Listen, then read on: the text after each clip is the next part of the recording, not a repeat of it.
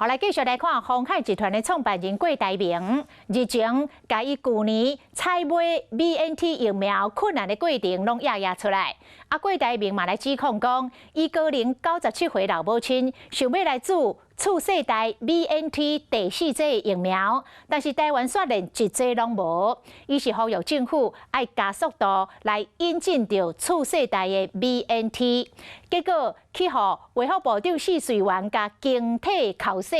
讲这郭台铭根本就是 BNT 的推销员。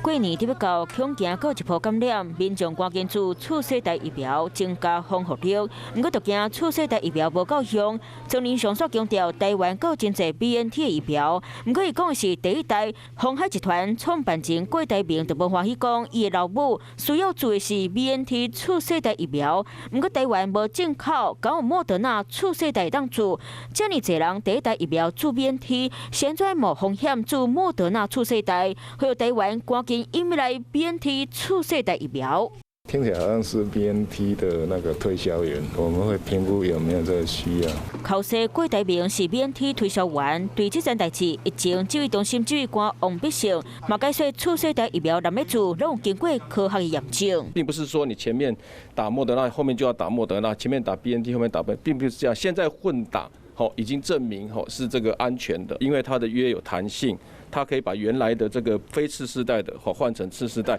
或者以后还有更新的，它也可以换。不过，医师认为次世代莫德纳预防下和 BNT 疫苗的副作用无同，嘛呼吁有年岁人爱紧注次世代预防下。次世代疫苗呢，他们就是会针对这个欧米孔的病毒株，去多一个抵抗的这个抗原进去，然后引发身体免疫力，然后看到的是保护力都可以到7、8成。所以呢，目前来说呢，我们当然如果已经进到这欧米孔的世代，我们还一直拿以前的原始株、武汉株的疫苗第一代来打，当然打起来的效果都会很差。面对试水员的言论，郭台铭嘛，搁一摆铺文激动起，讲执政者头壳定空空歹调，希望伊会当了解民众心声，听大家意见，让民众有更加侪选择。